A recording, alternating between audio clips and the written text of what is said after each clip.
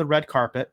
They had the whole red carpet set up. In fact, what I'm going to do is go ahead and show you some pictures that I got from the premiere that I thought were pretty cool. I apologize for the quality. I don't have a great phone. My phone is old and the camera is not very good. But this is kind of what the setup was for the red carpet. So you can see here, it was pretty neat. They have this sort of digital screen that you can kind of see as you're facing to your right. There's like this digital screen that can kind of scroll. It's really big. There's a big, large ceiling, so it's really cool. And you can see like the little backdrop here. That's very typical. You can actually see the red carpet here, and some of the people in the foreground. Those are actually like from the local news channel. So this is what the red carpet setup was like. They had it there in the lobby. It's a spacious lobby, so it definitely seemed like they had a good setup for a premiere.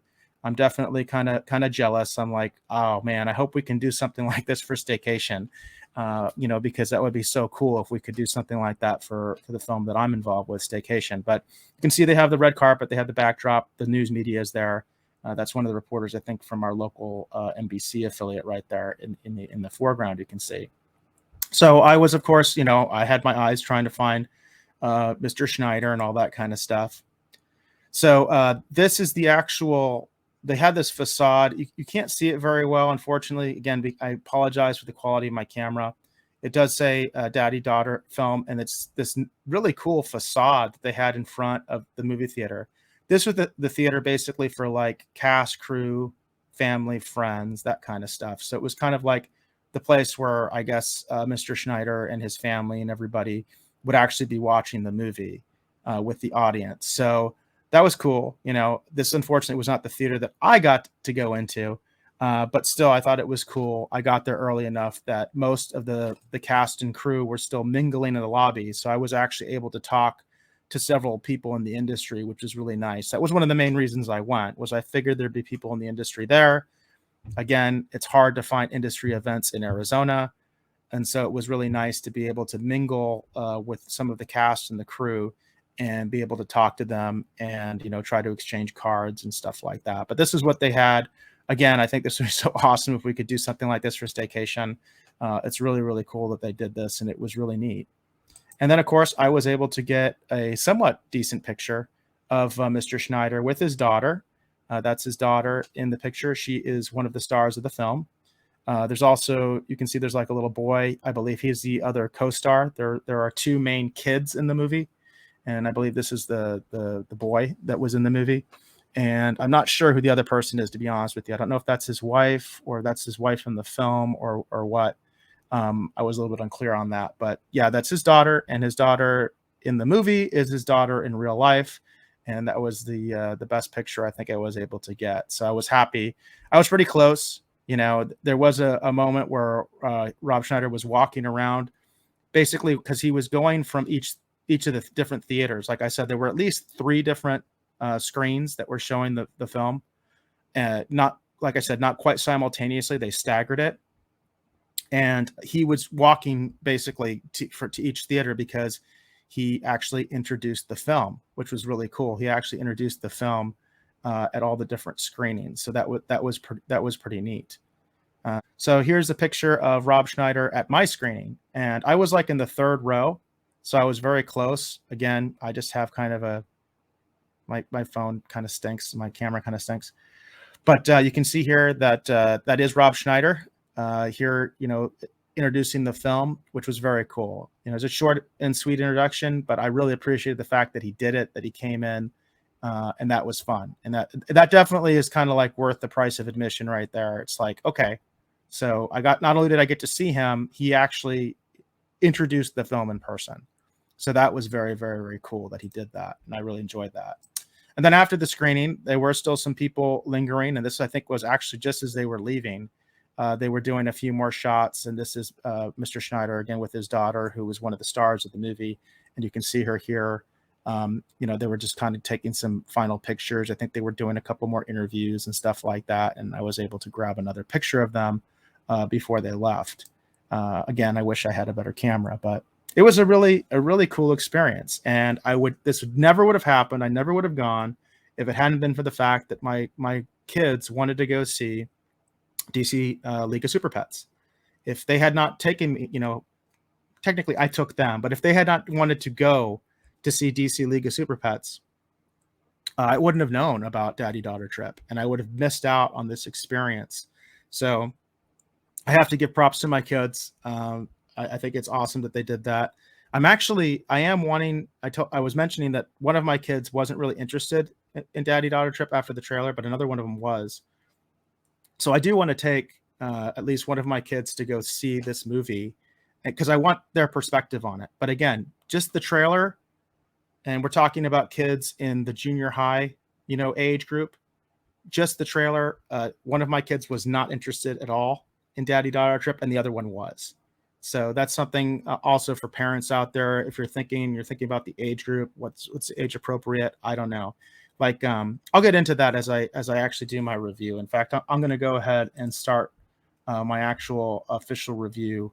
Oh, before I do start my official review of Daddy Daughter Trip, I do want to mention one of the cool things about this premiere was that the tickets came with when I got my ticket online, so they just scanned it. I had the QR code and they scanned it. But after I got in, they gave me this little envelope, and it's kind of nice. It's got this kind of almost like, gold foil kind of tape. It was actually sealed. I very carefully opened it up, and it's just like little folders. It kind of looks like, maybe what they put like, gift cards in or something like that. But what was in this was a voucher or two vouchers. And one voucher was for a small drink, and the other one was for a small popcorn. So that was really nice. So I kind of like that by going to this premiere, Harkins comped me a drink and also some popcorn, and it came in this little folder here. So very good on Harkins. That's very cool that they did that. You can see it. It looks nice and everything. I'm probably just going to keep this. Why not? And then at the end of the screening, I mentioned that I was like in the Butterfly Wonderland screening room, I think is what they were calling it. I got a free ticket to Butterfly Wonderland. So that's another thing is like, I'm hoping I can take one of my kids. I know that they would appreciate it. So Butterfly Wonderland features very prominently in the film. So the fact that they were giving free tickets, that was a nice thing about the room that I was in. I got a free ticket. I'm kind of curious if they were doing something similar or if it was different. I know one of the other big sponsors is Cane's Chicken, the big thing for Arizona. There's just no doubt about that. He even said this film in lots of ways is a postcard for Arizona. It's going to it showcases so many of the attractions that are in Arizona. So most of the stuff is in the trailer. I'm not going to get too spoiler heavy. So they have Bearizona is featured in it. Obviously, as I mentioned, Butterfly Wonderland is prominently featured in the film.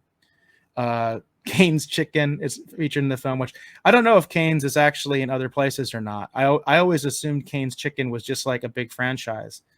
So I don't know if they have locations outside of Arizona, but Cane's Chicken is definitely very prominent. In fact, Rob Schneider did a publicity stunt where he was like working at a Cane's Chicken. With probably I think the last week or so he was doing that to promote the film. Incidentally, I found out from the crew the film was made actually about a year ago. So it took them about a year to get all the post-production and actually get it released. Probably make those deals with Harkins so they could actually have a place to show it. So but yeah, there's several other places that I can't think of off the top of my head, but they definitely showcase Arizona, and they showcase a lot of different areas. Like they have some scenes that clearly are in Flagstaff. A lot of people always think of Arizona just being a big desert, right? But of course we do have mountains here, and in the mountains we do have trees. We have actual greenery.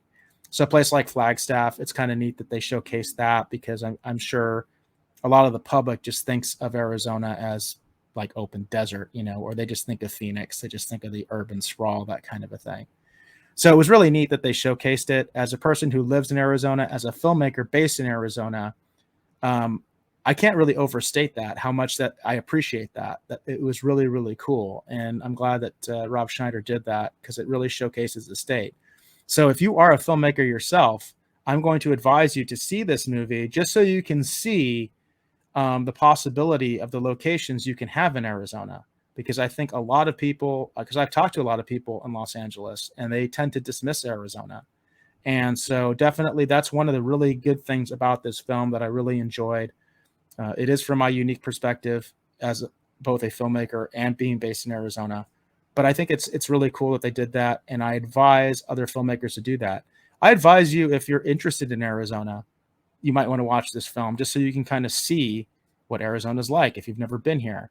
You can kind of see the different types of locations that we have, the different attractions that we have, all that kind of stuff. This is very much something that I would think like the Arizona Tourism Office should be promoting the heck out of this movie, because it really does showcase Arizona, and it showcases Arizona in a pretty good light. It was neat to see a lot of locations. I'm like, hey, I know that place. I know exactly where that is. I used to go to that place all the time. You don't get to do that very often with Hollywood movies, because, there's sort of that joke that every alien invasion's in LA for some reason, right? Which is kind of silly. But that's just the way it is, right? They're in LA, so they film in LA. If we're lucky, maybe they film in Georgia a little bit, or they film in New York. But otherwise, you're pretty much stuck with LA. So it was nice to see a film that was actually made in Arizona and showcasing what we have in Arizona. So that was really something good about the film that I really enjoyed.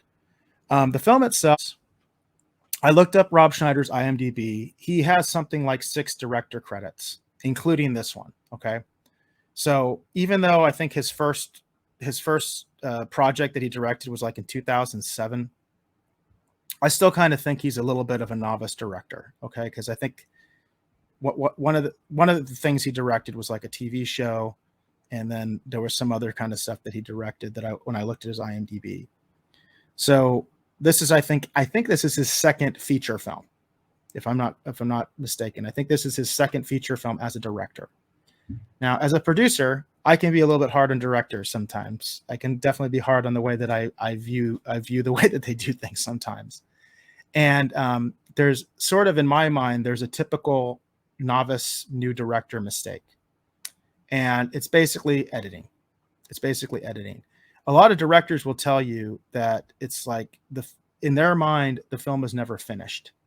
By the way, that's why producers are so important. A lot of times producers are like, cast as kind of, the Suits or whatever, and, bad people or whatever. I don't know. But, and a lot of times that's accurate. I'm not going to say it's not. But what's interesting about the way the industry is and the way that directors are a lot of times, they don't ever feel like the movie is finished. So they constantly want to tinker it. If you're familiar with Star Wars, George Lucas was like that. The infamous special editions, whether you love them or hate them, that's part of that process. Is directors never feel the film is finished. And I think especially newer directors, they always tend to make the movie a little too long. So what I am going to say is the first act was way too long. The first act of this film was way too long. And this is a family film. So I do worry about the attention span of children. Now, the screening that I went to did have children in it. There were quite a few children, and they were laughing. They seemed to be having a good time. It didn't seem like any of them got too bored. But that's something, as a parent, I would be concerned about, especially with very young children, that because the first act does seem to drag a little bit, that your kids might lose their attention span. Now, once the second act starts, it really picks up. It really, really picks up. The second act is much funnier. It's much better. It's a much higher pace. And again, especially if you're taking young children, this is something you're going to want to think about, So just kind of be prepared for that. Your experience might be different. You may think that the pacing was perfect.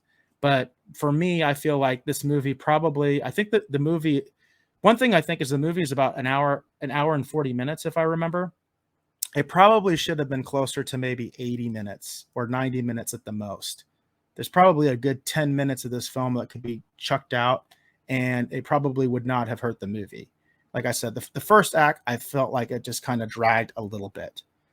Not that it was bad, by the way. I'm not saying like I hated it or anything like that, but this is something that happens in the movies industry all the time. And particularly with a comedy, and also something that's supposed to be family friendly, you do have to keep the pacing. You got to have the good pacing, because again, I'm a parent. I know kids will lose their attention span just like that, especially these days. So because they're so used to just watching little YouTube clips, doing TikTok and that kind of stuff. So you got to keep their attention. So that's probably my biggest criticism of the film, is just that the first act I felt was just too long, especially when you're talking about kids, limited attention spans. It's very much like a lot of dad jokes, literally. I mean, it's called Daddy Daughter Trip, so there's a lot of dad jokes, which I think younger kids, especially, they appreciate. But like there were times where I was like, wow, this is taking a long time to get going. You know, like, when's the trip actually going to start? That was kind of one of the things that was going through my head. Once the trip does start, it picks up way. I mean, it totally picks up. It kind of goes into hyperdrive, to use the Star Wars analogy, and it's a much better film once it gets going. So I will say that the second act is much stronger. It's a lot funnier, and then the last act, the third act, is really quick. The third act it ends pretty quickly, but I did feel it was satisfying, especially as a family film, as something you want to take your kids to. Maybe you want to take a grandparent, and the kids, because a lot of grandparents are very conservative, right? And maybe they don't like a lot of modern movies. I think if you have like conservative grandparents and they want to come along, I think that's going to work pretty well for you. There is a little bit of, a little bit of crude humor, but there's no like profanity. There's not really like any nudity that I remember or anything like that. The film is not rated officially, but like if I was to rate it, I would say it's definitely like PG.